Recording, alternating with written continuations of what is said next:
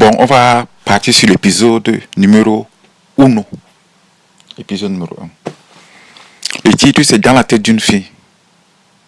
Dans la tête d'une fille, ça va être une série d'épisodes où on va essayer de parler de tout et de rien. Ok. Donc, dans la tête d'une fille, le problème, c'est que quand une femme, je ne parle pas de toutes les femmes, mais je parle juste, il va essayer de généraliser.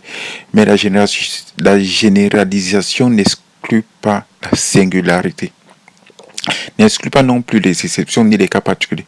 Le problème, c'est que quand une femme regarde un homme, la première chose à dire, c'est que une femme ne regarde un homme que parce qu'elle trouve cet homme attirant. Une femme qui ne te trouve pas attirant jamais ne te regardera. Parce que tu es comme fantôme, tu es invisible, elle ne te voit pas. Et le problème des hommes, c'est que l'homme commence à s'intéresser à une femme. L'homme commence à faire des films à propos d'une femme. L'homme commence à envisager mariage, bague au doigt, relations sexuelles autres avec une femme, alors que la femme ne le regarde même pas. La femme ne sait même pas que tu existes. La femme ne sait même pas que tu es là. C'est comme si tu n'existais pas. Donc lorsque vous allez voir des codes, vous commencez à fantasmer, vous commencez à faire des trucs. Vous oubliez juste la base. La base, c'est que la femme ne sait pas que tu existes. Elle ne te trouve pas attirant, elle ne te trouve pas intéressant, elle ne te trouve pas beau, elle ne te trouve rien du tout. Elle ne sait même pas que tu es là pour elle. Elle ne sait même pas si tu existes. Elle ne sait pas si tu existes. Elle ne sait même pas si tu as existé. Elle ne sait même pas si tu es même présent. Elle ne sait même pas si tu fais partie de l'air qu'elle respire. Donc forcément, elle ne peut pas s'intéresser à toi. Forcément, elle ne peut pas investir sur toi. Donc, revenons à l'origine, au cœur du sujet, à ce dont je voulais parler. Donc, une femme ne s'intéresse à toi que si et seulement si tu existes. Pour que tu existes, il faudrait déjà qu'elle ait pris conscience de ta présence. À partir du moment où une femme pose un regard sur toi, il faut qu'elle sache déjà que tu es que tu sois une personne, que tu aies une particularité. C'est parce que tu es quelqu'un d'unique. C'est parce que tu ne fais pas comme tous les autres hommes. C'est parce que tu as ta singularité, ta personnalité, ton côté un peu... Ton côté bien singulier. C'est cette singularité qui fait en sorte que la femme va poser un regard sur toi. En posant le regard sur toi, il y a deux hypothèses. Soit, dans sa tête, elle estime que par rapport à elle-même, que vous êtes compatibles, donc vous pouvez aller ensemble. En termes de compatibilité, je voulais ajouter un truc. C'est que parfois, les femmes dans leur tête, certaines femmes dans la majorité des cas, estiment que ce qui se ressemble, ça semble. Je vais vous prendre un exemple bien précis. Tu entres quelque part, tu arrives quelque part, tu as un jean, tu as une paire de bottes marron, tu as un jean bleu, tu as une chemise. Et si tu fais bien le parallèle, tu vas constater que toutes les femmes qui entreront à cet endroit, qui porteront les bottes, les jeans ou bien une chemise, si tu vas vers ces femmes-là, discuter, papoter, essayer d'interagir, tu verras que ça va se passer naturellement et normalement. Ces filles ne vont pas te mettre le bâton dans les roues. Parce que dans leur tête, elles vont faire le parallèle que tout ce qui se ressemble, ça semble. Elles vont faire le parallèle que vous êtes compatibles. Elles vont faire le parallèle que comme vous êtes habillés pareillement, alors vous pouvez vous entendre, vous pouvez vous comprendre.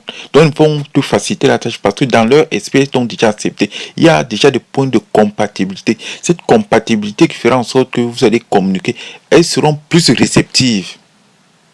Je vais juste ajouter cet élément parce que c'est quelque chose que j'ai constaté en sortant beaucoup plus. Que parfois, nous donnons de la valeur aux gens qui nous ressemblent. Nous les valorisons, nous les mettons sur un piédestal parce que on part du postulat que ce qui se ressemble, ça semble et qu'on aura des points de convergence qui feront en sorte que on ne va pas dépenser trop d'énergie en essayant de convaincre l'autre. On ne va pas dépenser trop d'énergie en essayant de comprendre comment l'autre fonctionne parce que la personne part du postulat que vous êtes presque pareil. Vous raisonnez pareillement, vous fonctionnez pareillement, vous avez la même idéologie. Même c'est juste basé sur une intuition. Même c'est juste basé sur l'apparence physique, même c'est juste basé sur la convergence vestimentaire. C'est un élément à apporter. Bon, revenons dans le cas du sujet. Je disais donc que la femme va te regarder, va se poser une question. Est-ce que nous sommes compatibles? Est-ce que je me vois avec toi? Est-ce que je me vois en train de me balader avec toi? Est-ce que je me vois en train de me laisser embrasser par toi? Est-ce que je me vois en train de me laisser peloter par toi? En 10 secondes, 15 secondes, elle se fait dire cette idée-là. Quand elle se fait cette idée-là, elle va valider ou bien poursuivre cette idée après ou pas. Mais il faut déjà que tu passes le premier filtre. Soit, deuxième hypothèse, elle te regarde. En te regardant, elle estime que, avec ce genre, elle estime que tu es un avion. Ou bien que tu es un missile. Et que tu es tellement rapide pour elle que jamais n'arriverait à te garder. Que tu es tellement puissant que jamais n'arrivera à... Et que tu n'arriveras jamais à t'intéresser à une femme comme elle. Et que tu sors déjà avec certains types de filles et que une pauvre fille comme elle, ça ne marchera jamais. Je ne sais pas si je me fais comprendre. Donc, quand une femme te regarde, elle a ces deux idées en tête. La troisième idée, elle te regarde en disant, mais je ne peux jamais sortir avec un truc pareil. Elle te regarde, elle rigole, elle te regarde, elle ne rigole même pas. Elle te regarde, elle fonce les sourcils. Elle te regarde, tu vois comment elle devient nerveuse.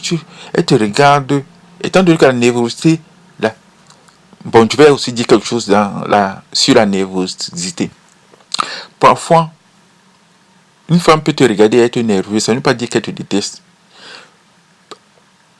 Pourquoi une femme peut te regarder et être nerveuse sans toutefois que cela puisse être interprété comme un signe de rejet? Parce que peut-être que, qu'en te regardant, peut-être que tu la rends nerveuse. Peut-être que la nervosité est une forme d'excitation. Peut-être que la nervosité fait revenir en elle un passé douloureux. Peut-être que la nervosité, peut-être que tu génères la nervosité, je disais tout simplement parce qu'elle a du mal à te contrôler.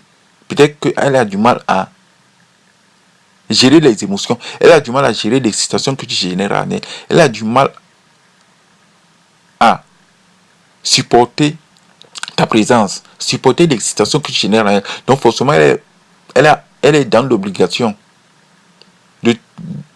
d'être nerveuse juste pour te dissuader. Elle a l'obligation d'être nerveuse juste pour que tu n'aies pas envie de t'engager dans une histoire avec elle. Donc la nervosité affichée peut aussi être une manière de te tester, une manière de tester ta masculinité, une manière de tester ta capacité à gérer et à comprendre les interactions. Donc l'idée, donc quand une femme regarde un homme, elle met l'homme dans une certaine catégorie. Donc en fonction de la manière dont elle te regarde, elle peut soit se projeter avec toi, soit estimer que joues, tu joues, tu joues à un niveau où elle ne peut pas rivaliser.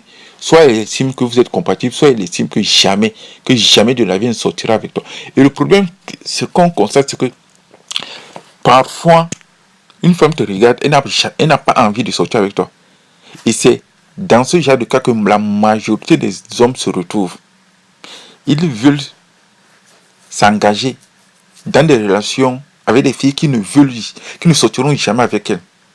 Peut-être sur la durée, peut-être sur un malentendu, peut-être en offrant des cadeaux, peut-être en essayant de jouer au petit chiot, peut-être en essayant de jouer à la serpillière.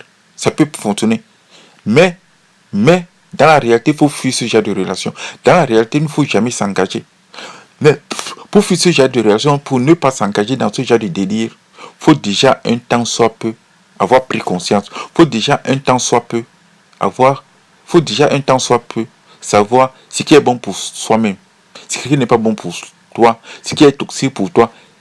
Quel genre de relation va générer de la frustration, de la haine, de la colère ou bien du divorce dans quelques années. C'était juste à titre introductif. Épisode number 1. Dans la tête d'une meuf. J'en ai fini pour le moment.